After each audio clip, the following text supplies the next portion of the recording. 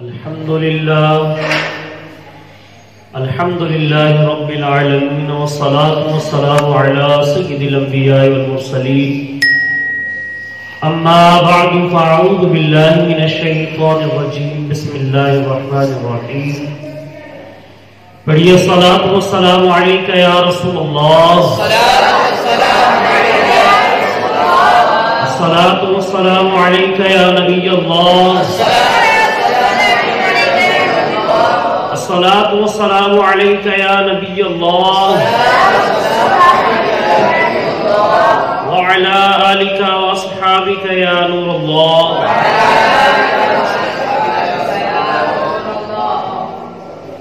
قال النبي صلى الله عليه وآله وبارك وسلم صلوا علي صلى الله عليكم او كما قال عليه الصلاة والسلام مکی مدنی آقا احمد مجتبی صلی اللہ تعالی علیہ وآلہ وبارک وسلم کا فرمانے علی شان ہے، فرمایا مجھ پر درود پاک پڑھتے رہا کرو، رب تعالی تم پر رحمت نازل فرماتا رہے۔ جتنا زیادہ ہو سکے سرور کائنات فخر موجودات شہنشاہ امت نبی رحمت صلی اللہ علیہ وسلم کی ذات والا پر درود اور سلام کے گجرے نچھاور کرتے رہا کرے۔ درود پڑھتے رہیں گے رب کی رحمتیں نازل ہوتی رہیں گی، درود پڑھتے رہیں گے عطائیں ہوتی رہیں گی، درود پڑھتے رہیں گے نوازشیں ہوتی رہیں گی، درود پڑھتے رہیں گے برکات ملتی رہیں گی، درود پڑھتے رہیں گے شفاعت بھی نصیب ہوتی رہیں گی، درود پڑھتے رہیں گے انشاءاللہ آخری کلمہ لا الہ الا اللہ بھی ہوگا۔ نبی کریم صلی اللہ علیہ وسلم کی ذات پر درود جتنا زیادہ پڑھیں گے، بلکہ اگر اسے ہم وظیفہ بنائیں گے تو یہ وظیفہ سب وظیفوں سے اعلیٰ ہوگا، کیونکہ یہ نام بھی سب ناموں سے اعلیٰ ہے، یہ نام بھی سب ناموں سے اعلیٰ، تو اس نام کا وظیفہ بھی تمام وظیفوں سے اعلیٰ۔ جو چاہتا ہے کہ سب سے افضل وظیفہ کروں، جو چاہتا ہے کہ سب سے اعلیٰ وظیفہ کروں، وہ نام محمد کا وظیفہ ہمیشہ کرتا ہے۔ تو آپ بھی ایک مرتبہ بآواز بلند درود پاک پڑھ لیجیے، اللہم صلی علی سیدنا محمد صلی اللہ تعالی علیہ وآلہ وبارک وسلم وصلوا علیہ۔ مصطفیٰ کے دل بر و دلدار بھی صدیق ہیں، جانثار ایسے کہ یار غار بھی صدیق ہیں، عزم و استقلال کے معیار بھی صدیق ہیں، اور صداقت کے علم بردار بھی صدیق ہیں، دشمن دی کے لیے تلوار بھی صدیق ہیں، حفظ دی کی آہنی دیوار بھی صدیق ہے۔ گو امیر المومنین ہیں پر رعایا کے لیے عجز کا پیکر بھی خدمتگار بھی صدیق ہے، جس کی خوشبو سے معطر ہے مشام مومنی، شان شاہ دی کے وہ گلے گلزار بھی صدیق ہیں، بیعت اصحاب از خود سب پہ واضح کر گئی، صاحب تفضیلی در چار بھی صدیق ہیں۔ غم کے ماروں کو سنا دو یہ پیام جافزا، غم کے ماروں کو سنا دو یہ پیام جافزا، غم زدوں کے مونسو غمخوار بھی صدیق ہے۔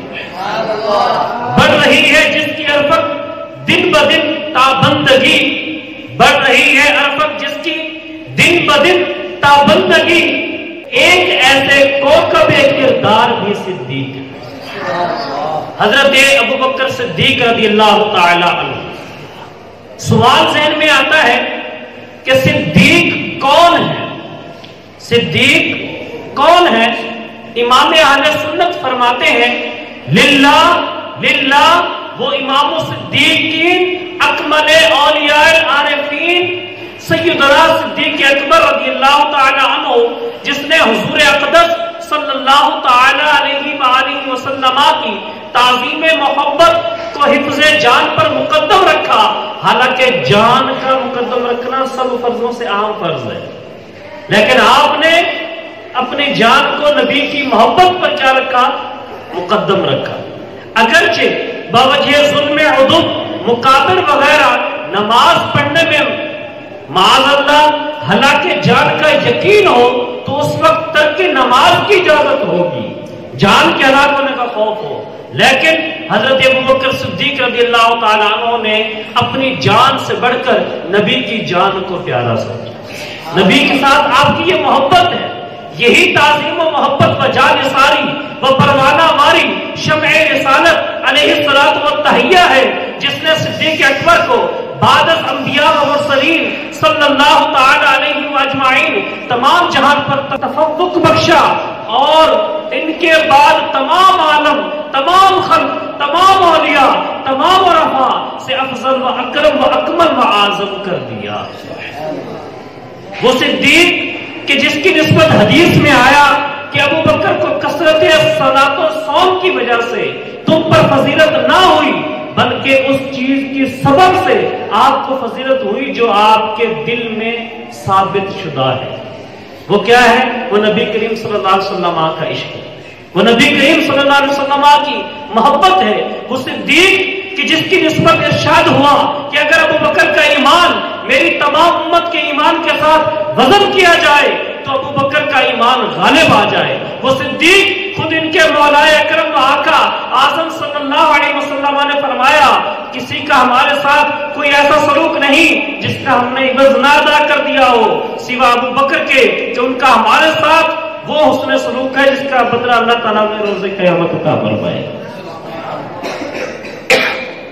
وہ صدیق کہ جس کی افضلیت مطلقہ پر قرآن کریم کی شہادت ناطقہ ہے، فرمایا ان اکرمکم عند اللہ اتقاکم، تم میں سب سے معزز وہ ہوتا ہے کہ جو اللہ کے ہاں سب سے زیادہ تقوی والا ہو۔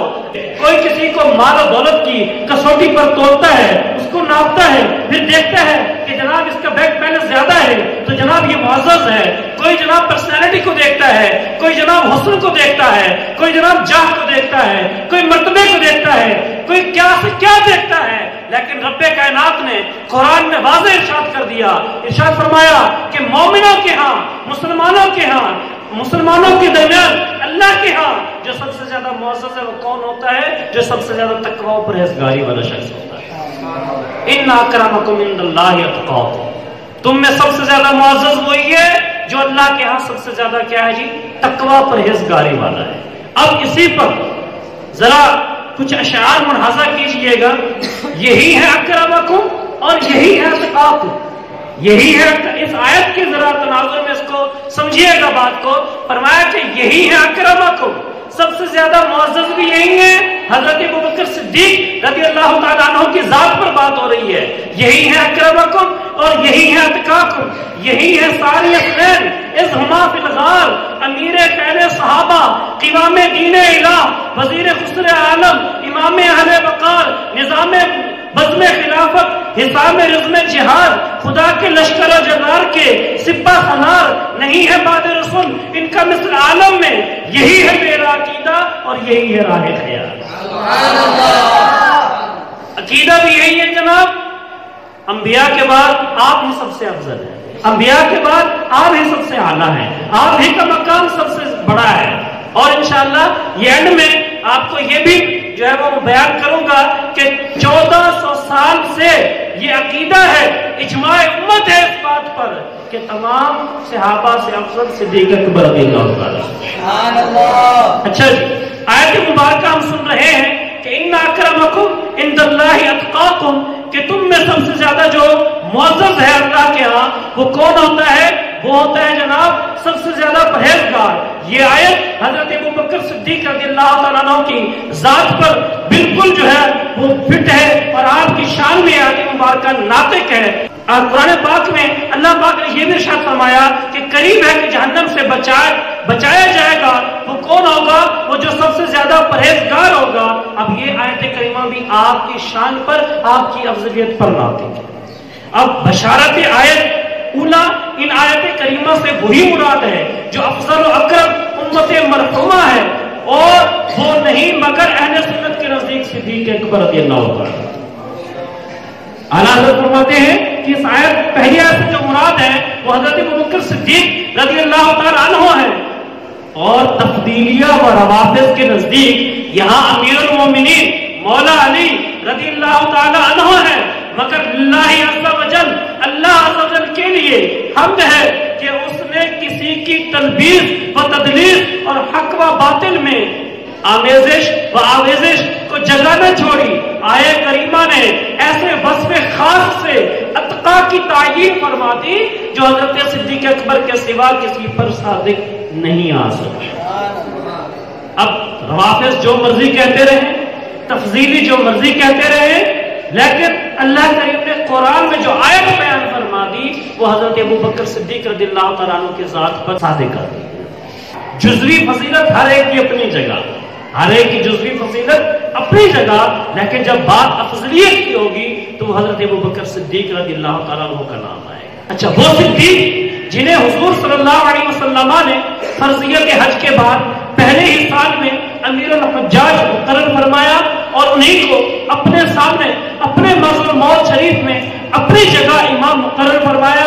حضرت مولا علی مرتضی شیر خدا کا ارشاد ہے کہ نبی کریم صلی اللہ علیہ وسلم کے بعد جب ہم نے غور کیا تو اس نتیجے پر پہنچے کہ نماز تو اسلام کا رکن ہے اور اسی پر دین کا قیام ہے، اس لیے ہم نے امور خلافت کی انجام دہی کے لیے بھی اسی پر رضامندی ظاہر کر دی جسے رسول اللہ صلی اللہ علیہ وسلم نے ہمارے دین کے لیے پسند فرمایا تھا، اور اس لیے ہم نے ابو بکر رضی اللہ تعالیٰ عنہ کی بیعت کر۔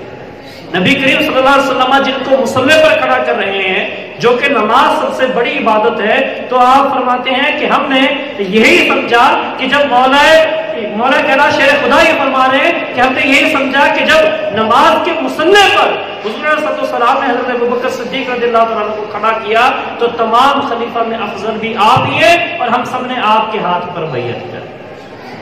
اب اس کے بعد تو بات یقیناً ختم ہو جاتی ہے کہ جب خود ایک صحابی رسول یہ فرما دیں کہ جناب ہم نے آپ کے ہاتھ پر بیعت کر لی، ہم نے ان کو اب ہم سب سے افضل مان لیا، تو اس کے بعد کسی عام مسلمان کا اس طرح کی گفتگو کرنا کہ نہیں جی افضل وہ نہیں وہ ہے، ان کو بھی فضیلت ہے، وہ جی اہل بیت میں سے ہیں، وہ یہ ہیں وہ یہ ہیں، تو یہ تمام فضائل جزوی فضیلت کو یقیناً ثابت کرتے ہیں، حق پر مانتے ہیں، درست مانتے ہیں، اولیاء کے سردار مانتے ہیں، لیکن جب بات افضلیت کی آئے گی تو ہم حضرت ابوبکر صدیق رضی اللہ تعالیٰ عنہ کا نام لیں گے۔ گلی گلی نگر نگر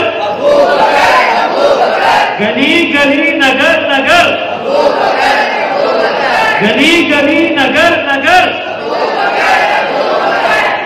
اب آپ کے سامنے میں 1400 سال کے اندر جو عقیدہ اہل سنت ہمارا 1400 سال سے چلا آ رہا ہے وہ ذرا آپ کے سامنے میں بیان کرتا ہوں کہ جس بات پر امت کا اجماع ہے کہ حضرت ابوبکر صدیق رضی اللہ تعالیٰ عنہ ہی افضل ہے، وہ کیسے ہے جی؟ پہلی صدی ہجری سے لے کر 14ویں صدی ہجری تک جو ہے ہم چلتے آتے ہیں۔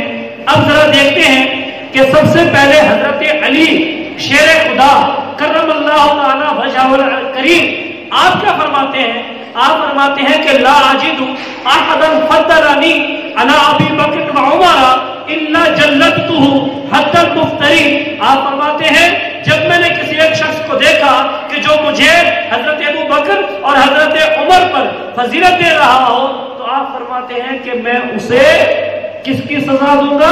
اسے میں تہمت باندھنے والا جو شخص ہے جو مفتری ہے اس کی سزا دوں گا، اور اس کی سزا کتنی ہے؟ 80 کوڑے ہے۔ جو کسی پر بہتان باندھتا ہے، تہمت لگاتا ہے، اس کی سزا کتنی ہے؟ 80 کوڑے۔ تو حضرت علی کا فرمان یوں ہوا گویا کہ جو مجھے حضرت ابو بکر اور حضرت عمر پر فضیلت دے گا آپ فرماتے ہیں میں اسے 80 کوڑوں کی سزا دوں۔ کون فرما رہے ہیں؟ مولا کائنات فرما رہے ہیں۔ اس کے بعد آئیے جناب دوسری صدی ہجری، اقوال اور بھی ہیں، مختصراً عرض کرتا چلو میں۔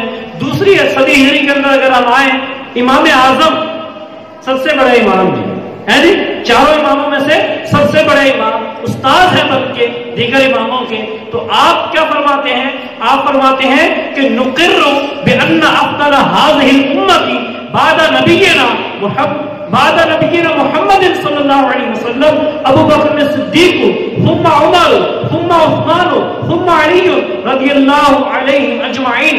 آپ فرماتے ہیں ہمیں اس بات کا اقرار ہے، ہم اس بات کا یقین رکھتے ہیں، اقرار رکھتے ہیں کہ اس امت میں محمد صلی اللہ علیہ وسلم کے بعد تمام اس امت میں سب سے افضل جو ہے وہ حضرت ابو بکر صدیق رضی اللہ تعالیٰ عنہ، پھر عمر فاروق ہے، پھر عثمان غنی ہے، پھر علی المرتضیٰ ہے.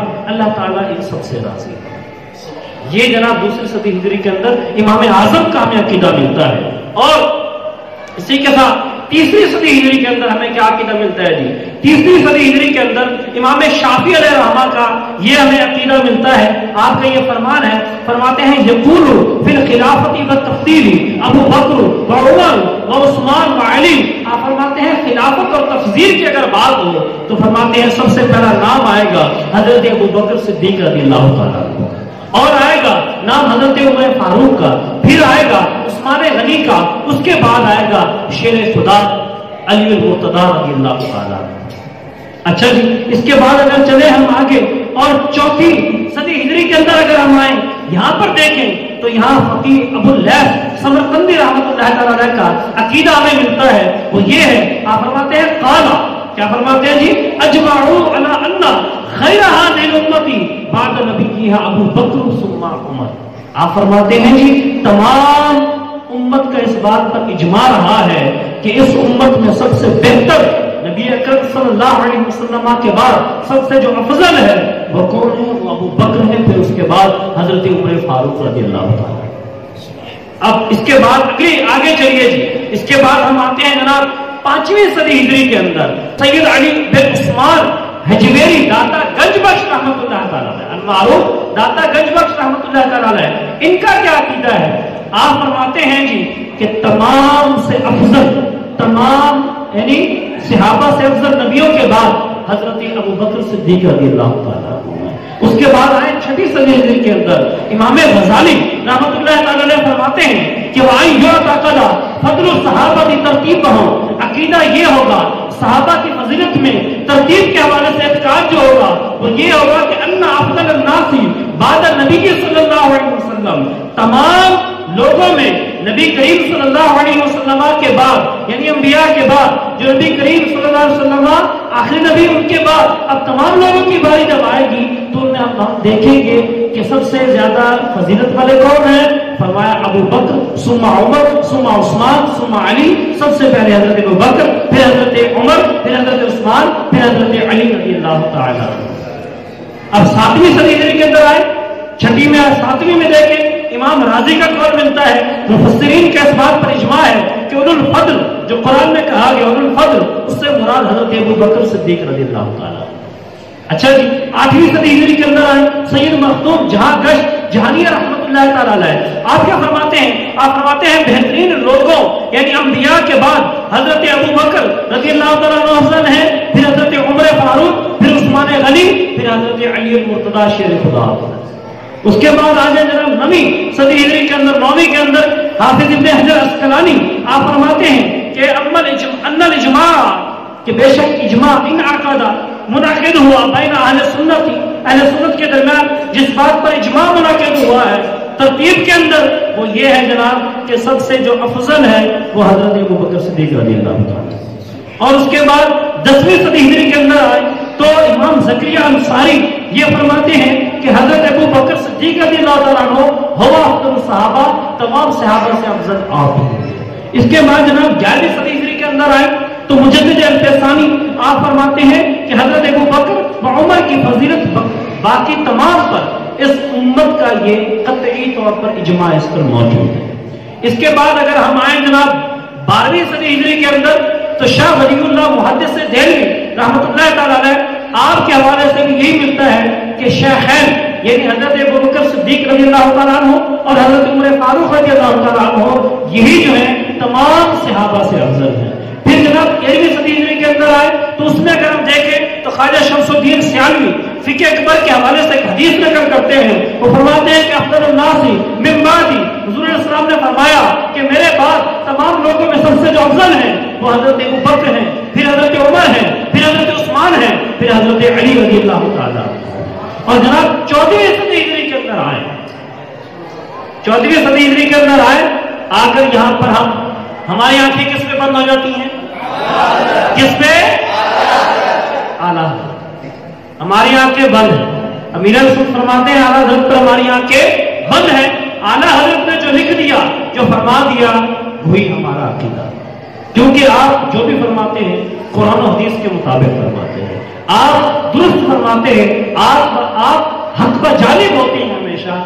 आप क्या फरमाते हैं जी, हम वो भी सुन लेते हैं। आला हजरत रहमतुल्लाह तआला अलैह फाजिल बरेलवी रहमतुल्लाह तआला अलैह फरमाते हैं जी, शेखैन करीमैन की अफजलियत पर इजमाए कतई हुआ।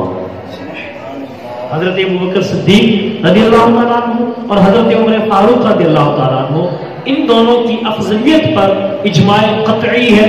तो अब इन 14 सदियों 1400 साल से चला आने वाला मुसलमानों का अकीदा वो यही कह रहा कि जनाब हजरत अबू बकर सिद्दीक रज़ियल्लाहु तआला अन्हु तमाम सहाबा से क्या है? अफजल। पहला नंबर किसका है जनाब? सबसे पहला नंबर किसका? हजरत अबू बकर सिद्दीक रज़ियल्लाहु तआला अन्हु। अब एक और रिवायत मुझे याद आ रही है इस मौके पर, हुजूर गौसे पाक रहमतुल्लाह तआला अलैह आपने आयत मुबारक है ना कि अल्लाह तबारक व तआला जिसे चाहे पैदा फरमाता है और जिसे चाहे चुन लेता है। इख्तारा के जो अल्फाज हैं कि अल्लाह तबारक व तआला जिसे चाहे चुन लेता है। तो आप इस आयत की तफसीर में एक जगह लिखते हैं कि जनाब तमाम सहाबा में से जो अफजल हैं, जिनको अल्लाह तबारक व तआला ने बकिया तमाम सहाबा से चुन लिया है, वो 4 यार हैं। वो कितने हैं जी? कितने हैं? अब नंबर 1 हजरत अबू बकर सिद्दीक रज़ियल्लाहु तआला, नंबर 2 हजरत उमर फारूक रज़ियल्लाहु तआला, नंबर 3 हजरत उस्मान गनी रज़ियल्लाहु तआला, नंबर 4 हजरत शेर खुदा मौला कायनात अली मुर्तजा करमल्लाहु तआला वजहुल करीम।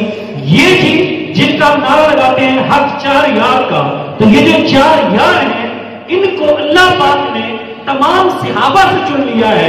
फिर आप फरमाते हैं कि इन चारों में से अल्लाह पाक ने हजरत अबू बकर सिद्दीक रज़ियल्लाहु तआला अन्हु को बकिया 3 पर चुन लिया। ये गौसे पाक है। अब सहाबा में अफजल 4 यार, फिर 4 यारों में सबसे अफजल कौन हुए? हजरत अबू बकर सिद्दीक रज़ियल्लाहु तआला। अब हम इस बात में यकीन रखते हैं, यही हमारा अकीदा है और यही इख्तियार ख्याल बेहतरीन राह भी यही है। अल्लाह हमें इस अकीदे पर पाबंद रहने की तौफीक अता फरमाए। अल्लाह करीम इस अकीदे पर हमेशा हम अहले सुन्नत की हिफाजत फरमाए और इसी अकीदे पर अल्लाह करे हमारी जान भी इसी अकीदे पर निकले। जब आखिरी सांस हो तो इसी अकीदे पर हम पाबंद हो। और आखिर में मैं ये गुजारिश करना चाहूंगा अपने तलबा किराम से कि हमने हजरत अबू बकर सिद्दीक रज़ियल्लाहु तआला अन्हु का आज यौम मनाया है। आपका महीना जो है वो यही चल रहा है। तो यौम सिद्दीक अकबर के हवाले से जो आज हमने एक महफिल मुनअक़िद की है, आज हमने हमारे तलबा ने भी यहाँ पर बयानात किए हैं और आखिर में जो है वो मैं भी अपनी हाजिरी पेश कर रहा हूँ। तो ये महफिल सजाने का मकसद, ये महफिल मुनअक़िद करने का जो मकसद था वो यही था कि हजरत अबू बकर सिद्दीक रज़ियल्लाहु तआला अन्हु के हवाले से जो हमारा अकीदा है अफजलियत का, हम इस पर हमेशा पाबंद रहेंगे और आपकी जात के हवाले से जितने भी पहलू हमने सुने हैं, सुन रखे हैं, सुनते रहते हैं, इंशाअल्लाह उन पर अमल की भी कोशिश करेंगे। आप रज़ियल्लाहु तआला अन्हु का इश्क़ रसूल देखिए तो हम भी आपके इश्क़ रसूल का हिस्सा अल्लाह से उसकी भीख मांगे, हमें भी उस इश्क़ रसूल का कुछ हिस्सा नसीब हो जाए, उस इश्क का, उस मोहब्बत का कुछ एक कतरा भी नसीब हो जाए तो यकीन माने कि बेड़ा पार हो जाएगा। और आपका हुस्न अखलाक देखे तो उसका एक कतरा मिल जाए तो भी बहुत बड़ी बात हो जाएगी हमारे लिए। तो आपकी जात के जिस पहलू को भी देखिए उस पहलू पर अल्लाह हमें उसका जरा सा हिस्सा नसीब फरमा दे, यकीन माने कि दुनिया भी बेहतर हो जाएगी और आखिरत तो समझ हो जाएगी इंशाअल्लाह। अल्लाह करीम से दुआ है कि अल्लाह करीम आज हम सब की ये जो मुख्तसर सी हाजिरी है अल्लाह करीम कबूल मंजूर फरमाए और हजरत अबू बकर सिद्दीक रज़ियल्लाहु तआला अन्हु की शान को हमेशा बयान करते रहने की तौफीक अता عطا فرمائے. اللہ کریم ہمارے جامعۃ المدینہ کو دن دگنی رات چگنی ترقی نصیب فرمائے اور ہم سب کے عقیدوں کی اللہ پاک حفاظت فرمائے. ہمارے اساتذہ کی اللہ پاک خیر فرمائے. ہمارے طلباء کو اللہ پاک عالم باعمل بنائے اور ہم سب کو صحیح معنوں میں سچا پکا مسلمان بننے کی توفیق عطا فرمائے. اللہ کریم دعوت اسلامی کی خیر فرمائے. دعوت اسلامی کے تمام جامعات کی خیر فرمائے اور ان میں پڑھنے والے تمام طلبہ کی خیر ہو. اللہ ہم سب کو ایمان کی حالت میں موت نصیب فرمائے. جاتے وقت زبان پہ کلمہ طیبہ ہو اور کل بروز قیامت نبی پاک صلی اللہ علیہ وسلم کی شفاعت نصیب ہو جائے. آمین بجاہ نبی الامین صلی اللہ علیہ وسلم.